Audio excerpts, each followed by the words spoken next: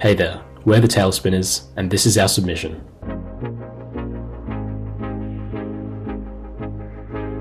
The Aussie problem that we identified is PTV. The public transport system can be disorientating and daunting, especially for those from regional Australia or new to Melbourne. And a lot of people don't know where to get the help they need. But it's more than just an annoyance. This is a real Australian problem because it can cause loss of productivity on a big scale and unnecessary stress to all Australians. Not only is it confusing, but it's also an ever-evolving beast. Even the most seasoned veterans can be thrown off by an unexpected disruption. Half of our team was late to our own launch day because of PTV. So we knew there had to be a better way. What if we could condense the entirety of the Metro network into one intuitive and intelligent interface? If Google Maps, ChatGPT, and the PTV app had a baby, this would be it. Inspired by the talking map from Dora the Explorer, we wanted to make an entity which knew absolutely everything about the Melbourne Metro network, including past, live, and future data. This is more than just a timetable. It's a comprehensive guide that adapts in real time. It learns and grows with the network, constantly updating you. We envision shorter commutes, less stress and anxiety, fewer fines from simple misunderstandings, and a community of more organised travellers. So how does it work? Despite our clean UI, most of the magic happens under the hood. We use the RAG method but on steroids, giving GPT-4 the option to retrieve information from a vector database, live APIs of choice, as well as a fully custom-built model. Call it machine learning on machine learning. First, you, the clueless commuter, goes to our website made using the amazing Streamlit framework and enter your prompt. We chose OpenAI as our LLM of choice due to its cost, special function calling ability, great CEO, and the fine-tuning ability. This invokes our GPT, which has been calibrated to automatically decide which out of the 6 functions to call based on your prompt.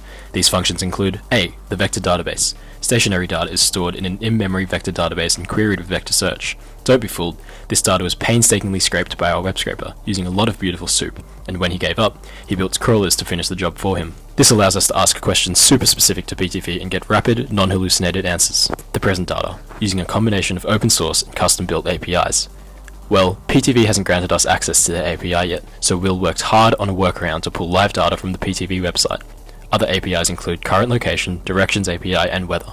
Finally, the GPT can access future information through even more APIs, which identify disruptions and clever scraping of websites such as What's on Melbourne. This way, GPT can distinguish whether elevator closed is really an important alert.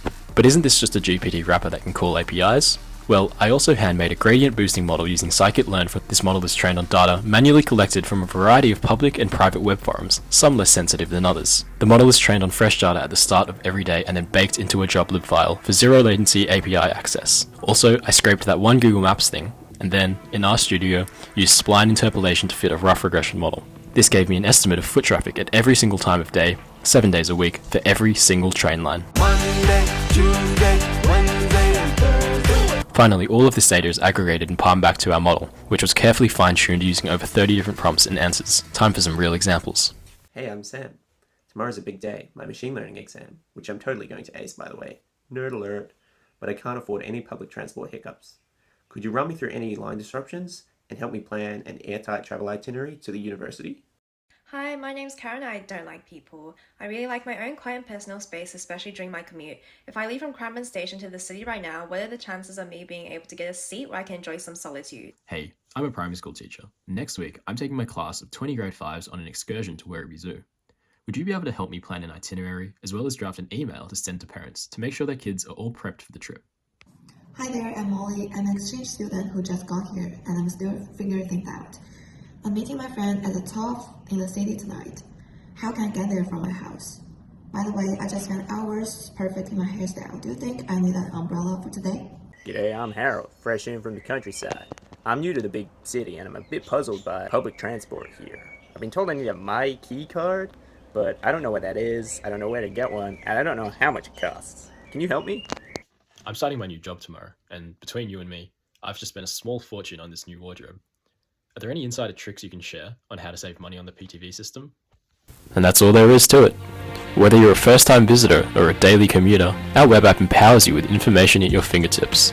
Dora Transport is your best friend for every journey, but just be careful not to get too attached.